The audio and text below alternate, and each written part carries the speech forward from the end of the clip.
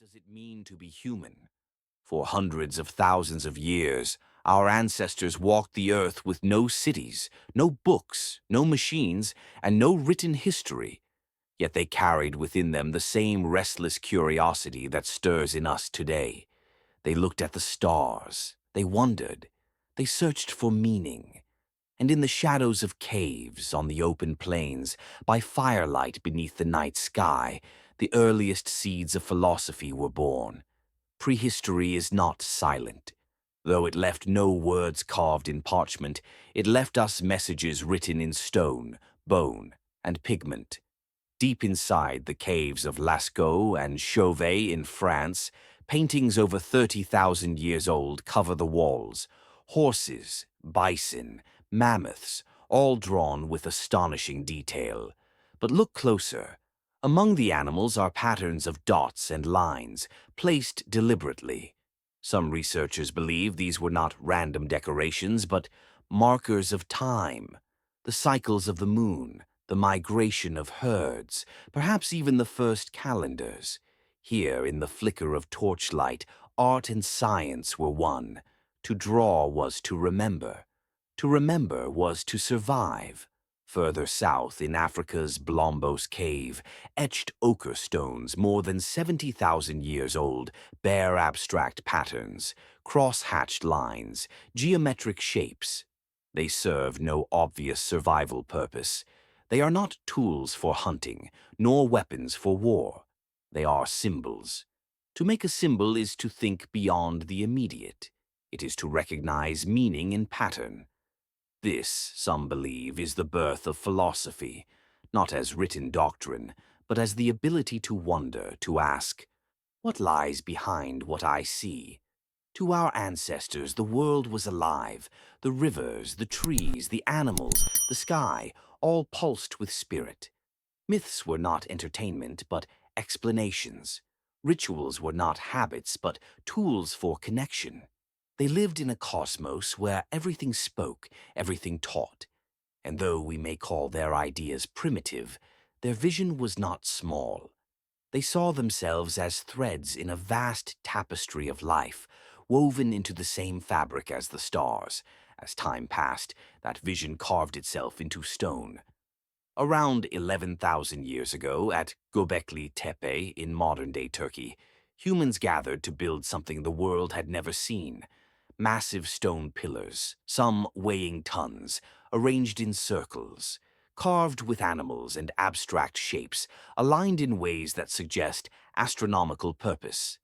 This was thousands of years before agriculture, thousands of years before the pyramids. Yet here was architecture, geometry, and perhaps even cosmology. It is as if the first temple was not built to house men, but to mirror the heavens. In the deserts of southern Egypt, another ancient site emerges, Nebti Playa. Nearly 7,000 years ago, nomadic herders erected stone circles in the sands. When the summer solstice came, the rising sun aligned perfectly with these stones. They used the sky not only to mark ritual, but to time the rains, the flooding of the Nile, the cycles of survival. They lived in rhythm with the cosmos, not separate from it. And then there is Stonehenge. Rising from the green fields of England, this circle of stones, built more than 5,000 years ago, captures the turning of the year with mathematical precision. On the summer solstice, the sun rises exactly over the heel stone. On the winter solstice, it sets between the great trilithons. To those who built it, this was no accident. Stonehenge was a calendar, a compass, a sacred meeting of earth and sky. It was philosophy in stone, a question carved into the landscape. How does humanity fit into the eternal cycles of the heavens? What unites Göbekli Tepe, Nabta Playa, Stonehenge, and countless other megalithic sites is not only engineering skill, but vision. Our prehistoric ancestors were not merely surviving. They were remembering, marking, aligning. They were asking questions about beginnings and endings, about cycles and returns. They saw in the heavens both beauty and danger, the promise of fertility, the threat of drought, the mystery of time itself.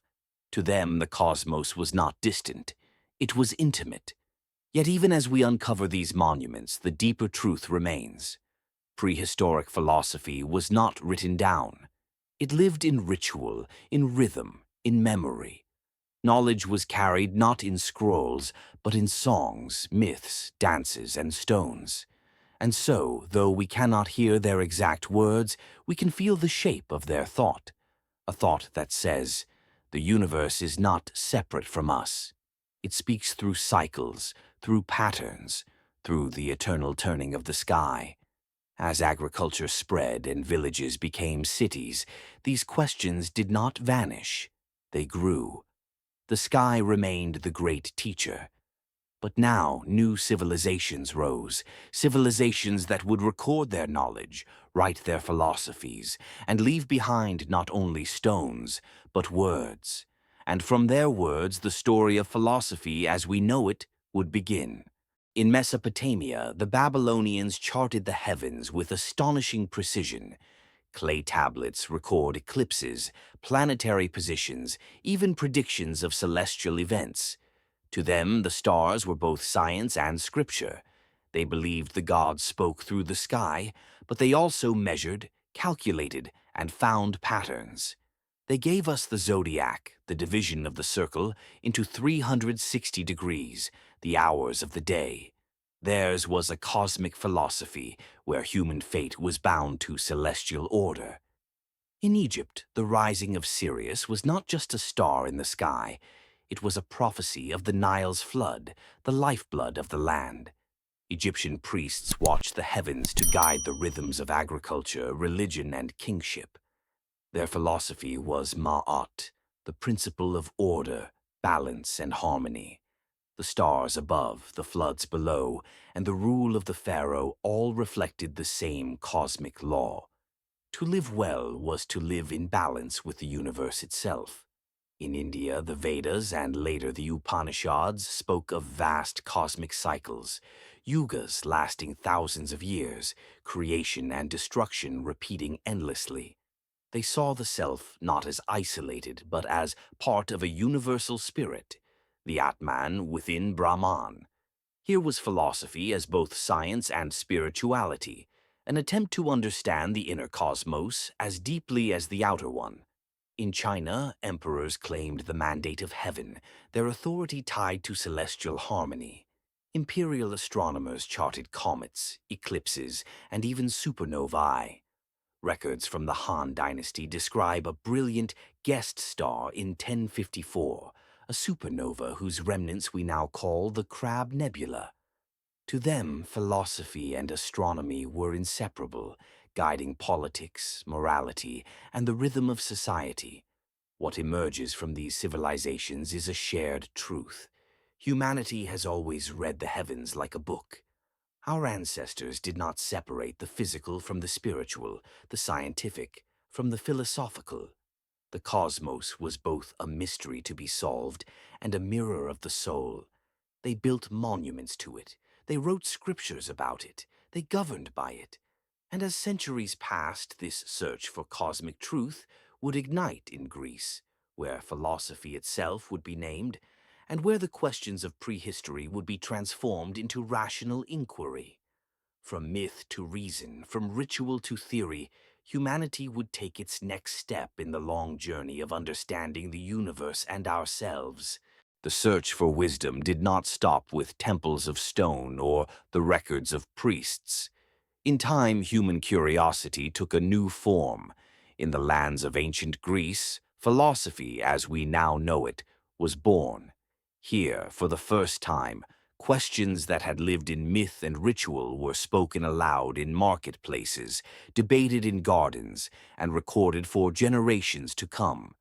The heavens were still the teacher, but now men sought to explain them not only with stories of gods, but with reason. Thales of Miletus was among the first.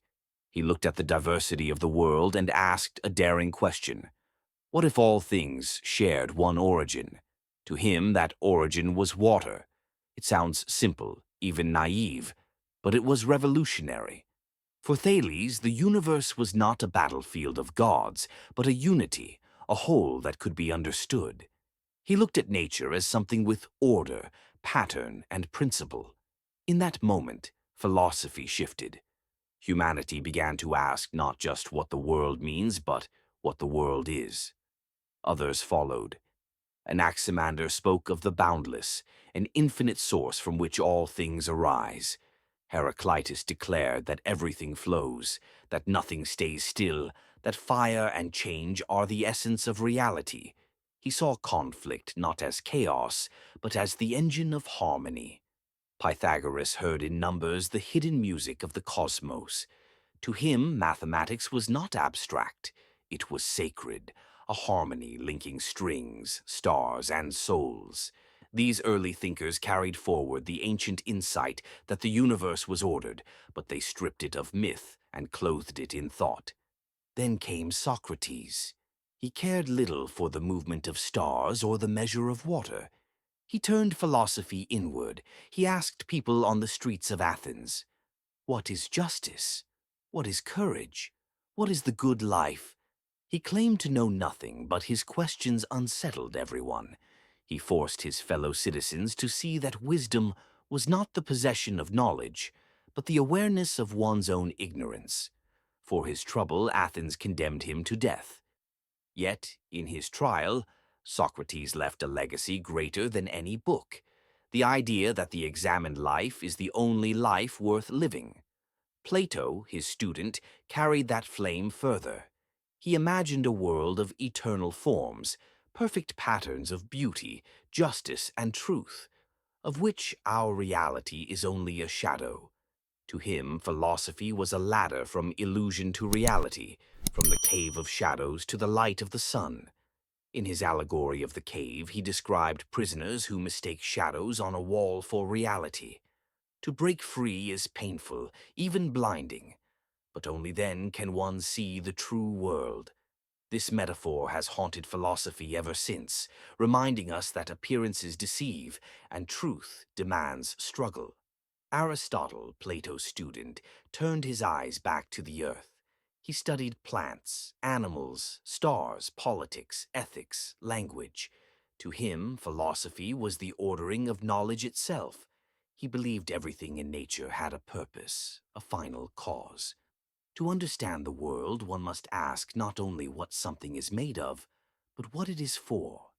Aristotle's logic became the skeleton of Western thought. His ideas on ethics, art, and science would shape the medieval world centuries after his death. But philosophy was not only in the schools of Athens. In gardens and porches, new ways of living were born. Epicurus taught that the purpose of life was pleasure, not the indulgence of excess, but the quiet joy of friendship, freedom from fear, and peace of mind. The Stoics, by contrast, declared that virtue alone was happiness. They believed that the cosmos was guided by reason, and to live well was to align one's soul with its order. To a Stoic, suffering was not tragedy but training, for nothing could harm the virtuous spirit.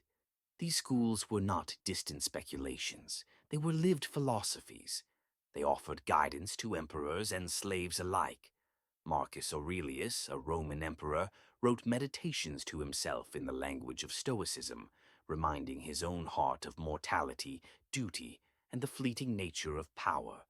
Philosophy in this age was not confined to ivory towers. It was a way of being. Yet knowledge is fragile. Civilisations rise and fall. The glory of Greece passed into Rome, and Rome eventually fell into dust.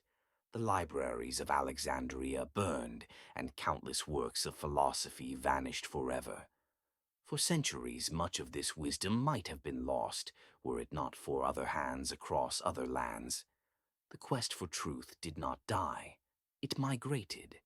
As Europe entered its long medieval twilight, in the East, knowledge continued to burn brightly. In the Islamic Golden Age, scholars gathered in cities like Baghdad, Damascus, and Cordoba. They translated Plato and Aristotle into Arabic. They studied them, debated them, and expanded upon them. They were not mere keepers of wisdom. They were innovators. Al-Farabi wrote of the ideal city and the harmony of philosophy with faith. Avicenna, a genius of medicine and metaphysics, reimagined Aristotle's thought, blending it with his own. Al-Hazen, known as Ibn al-Haytham, pioneered optics and the scientific method, insisting on experiment and evidence. Averroes, in Córdoba, defended philosophy against those who feared it, arguing that reason and revelation were not enemies, but allies. For centuries, while Europe's monasteries guarded fragments of ancient thought, the Islamic world preserved the great chain of philosophy, linking past to future. And when their works were translated into Latin, Europe would awaken once more. This was the bridge. From prehistoric shamans gazing at the stars, to Greek philosophers debating truth in the agora, to Islamic scholars testing light through lenses, the torch of philosophy passed across time and place. Each age asked the same questions in a different language. Each sought to unite humanity with the cosmos, to explain the patterns of existence, to find meaning in the face of mystery. But when this wisdom returned to Europe, it entered a world ruled by faith, hierarchy, and suspicion. And here, in the medieval era, philosophy would face its greatest test. Could reason survive in the shadow of dogma? Could the hunger for truth endure against the fear of heresy? The stage was set for conflict, struggle, and revelations that would shape the destiny of the Western mind. When the wisdom of Greece and Rome returned to Europe, carried in Arabic translations and preserved by scholars of the East, it entered a world vastly different from the bustling streets of Athens or the libraries of Alexandria. Europe in the Middle Ages was a land ruled by kings and popes, castles and cathedrals.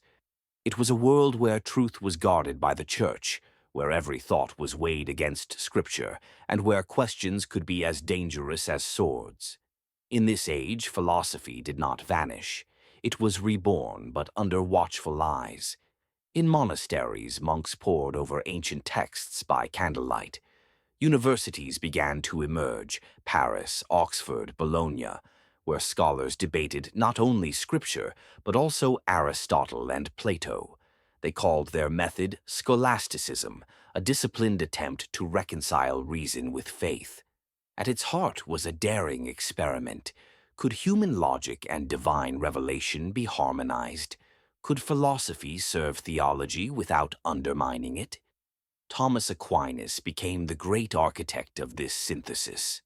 Drawing from Aristotle, he argued that reason and faith were not enemies but allies. For him, philosophy could lead the mind toward God, while revelation completed what reason could not reach.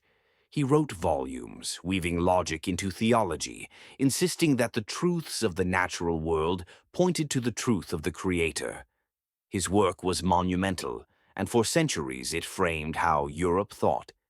Yet even in his synthesis, the tension remained. For every thinker who embraced philosophy, there were voices that feared it. Beyond the walls of cathedrals, other minds stirred restlessly. Roger Bacon, an English friar, dared to insist that knowledge must come not only from books, but from observation and experiment. He studied optics, mathematics, alchemy, and the natural sciences. He spoke of the possibility of machines, of lenses that could reveal the invisible, of ships that could move without sails. His vision was centuries ahead of his time, but he too felt the heavy hand of suspicion. Innovation in such an age could easily be mistaken for heresy, for medieval Europe was a world where curiosity carried risk. To question too deeply, to deviate from accepted doctrine, was to court ruin. Astrology was studied but condemned. Alchemy was practiced but mistrusted. Scholars walked a fine line between wonder and danger. The fire of philosophy still burned, but it burned under watchtowers. And yet, even in this tense climate, the human spirit could not be silenced. The medieval mind was not as dark as we sometimes imagine. Cathedrals themselves were philosophy in stone, their soaring arches pointing toward the heavens, their stained glass telling stories of order and light. Within their walls, scholars wrestled with questions of ethics, the nature of the soul, the movements of the heavens. The hunger to understand, to find meaning, never vanished. But some pushed further beyond what authority could accept. Giordano Bruno, a Dominican friar, dared to imagine a universe without boundaries. He declared that the stars were suns, each surrounded by worlds like our own, perhaps inhabited by beings like us. For Bruno, creation was infinite, teeming with life, filled with divine presence beyond comprehension.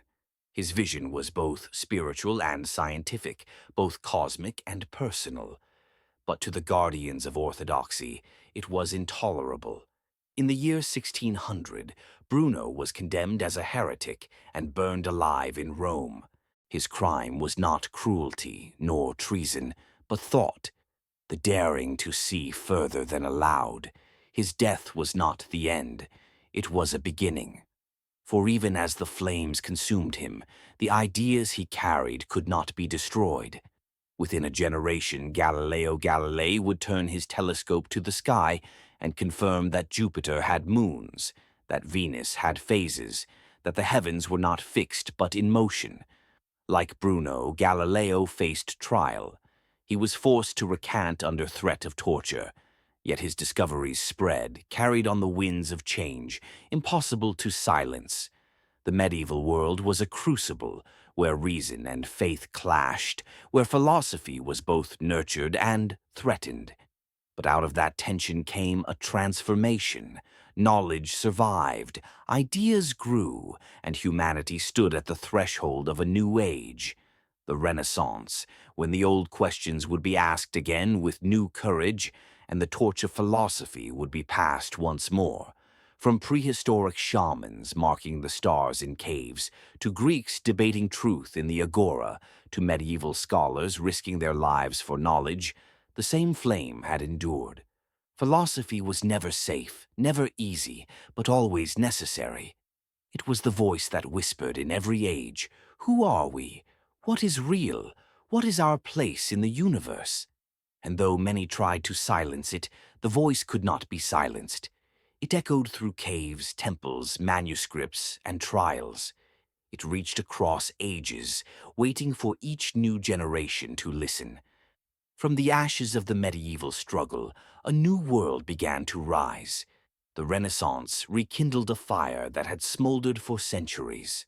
Artists, scientists, and philosophers once more turned their eyes to the heavens and to the human soul. Leonardo da Vinci filled notebooks with machines and anatomical studies, driven by the same restless curiosity that once lit torches in prehistoric caves. Copernicus dared to place the sun, not the earth, at the center of the cosmos, reviving ideas whispered by ancient Greeks and expanded by Arab astronomers. Kepler uncovered the laws of planetary motion, proving that the harmony Pythagoras once spoke of was written in the very orbits of the heavens. And Newton, standing on the shoulders of giants, declared that a single law of gravity bound apples to trees and planets to the sun. The universe, once a mystery of myths and rituals, was revealed as a grand design of mathematics. And yet, with every discovery, the old truths of prehistory echoed still. For the Babylonians, the Egyptians, the builders of Stonehenge, and the shamans who painted stars in caves had already understood one thing. The universe is ordered, patterned, alive with cycles. They may not have known the language of calculus or the mechanics of telescopes, but they felt the rhythms of the cosmos in their bones. Their philosophy was not less than ours. It was simply different. Where we measure, they intuited. Where we calculate, they remembered. Where we draw lines of separation between science, religion, and philosophy, they saw no such divisions. For them, life itself was the classroom, and the stars were both teachers and companions. Today, in the age of satellites and particle accelerators, we know more facts than any civilization before us. We can measure the age of the universe, trace the life of stars, split the atom, and peer into the depths of galaxies billions of light years away. But in some ways, we may know less. For we often forget the wisdom that prehistoric beings carried, the knowledge that we are not separate from the cosmos, but part of it, that the universe is not simply an object to be studied, but a mystery to be lived. The Stoics said that to live in harmony with nature is the path to virtue. The Vedic philosophers of India said the self is one with the universal spirit. The Chinese sages said heaven, earth, and humanity are bound in a single order. And the prehistoric builders of Göbekli Tepe, Nabta Playa, and Stonehenge etched into stone the conviction that our lives are woven into cosmic cycles. These truths have not changed. They remain, waiting for us to remember. What if progress is not a straight line? What if it is a circle, a wheel turning through time, where knowledge is lost, remembered, and rediscovered? The myths of prehistory, the philosophy of Greece, the scholarship of the Islamic Golden Age, the struggles of medieval Europe, the triumphs of the Renaissance. They are not separate stories. They are chapters of one great narrative, the human search for meaning. And perhaps the shocking proof that prehistoric beings knew more about the universe than we do is not in what they built or what they measured, but in how they saw themselves. They did not stand apart from the world. They lived as part of it. They did not imagine themselves masters of nature. They understood themselves as children of the cosmos, bound by its cycles, sustained by its rhythms, humbled by its vastness. This is the wisdom we have forgotten. In our pursuit of power, we often mistake knowledge for mastery. We reach for the stars, but forget the earth beneath our feet. We speak of conquering space, but struggle to live in harmony on our own planet. The prehistoric philosopher, if he could awaken today, might not marvel at our machines, but grieve our arrogance. He might remind us that the stars we study are not strangers, but ancestors, for every atom in our bodies was forged in their fiery hearts. He might remind us that science and philosophy are not enemies, but siblings, born from the same human longing to understand. He might whisper, as he once did in forgotten ages, that the universe is not out there, it is within us. The journey of philosophy is not over. It cannot be, for as long as human beings look at the sky, as long as we ask why, as long as we search for meaning beyond survival, philosophy lives. It lived in the flicker of cave fires, in the chisels of stone builders, in the scrolls of Alexandria, in the monasteries of Europe, in the books of Baghdad, in the whispers of heretics, in the equations of scientists. It lives now, in us. And so the story continues.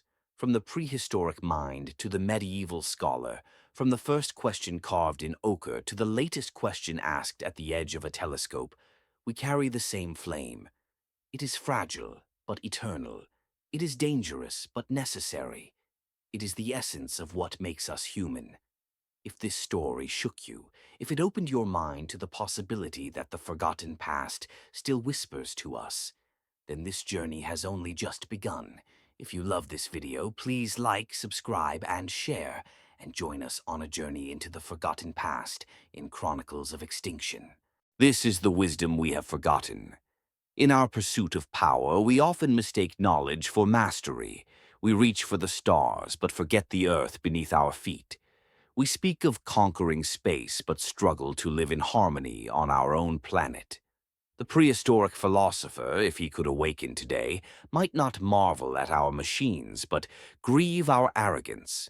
He might remind us that the stars we study are not strangers, but ancestors. For every atom in our bodies was forged in their fiery hearts. He might remind us that science and philosophy are not enemies, but siblings, born from the same human longing to understand. He might whisper, as he once did in forgotten ages, that the universe is not out there, it is within us. The journey of philosophy is not over. It cannot be. For as long as human beings look at the sky, as long as we ask why, as long as we search for meaning beyond survival, philosophy lives. It lived in the flicker of cave fires, in the chisels of stone builders, in the scrolls of Alexandria, in the monasteries of Europe, in the books of Baghdad, in the whispers of heretics, in the equations of scientists. It lives now, in us. And so the story continues. From the prehistoric mind to the medieval scholar, from the first question carved in ochre to the latest question asked at the edge of a telescope, we carry the same flame. It is fragile, but eternal. It is dangerous, but necessary. It is the essence of what makes us human. If this story shook you, if it opened your mind to the possibility that the forgotten past still whispers to us, then this journey has only just begun.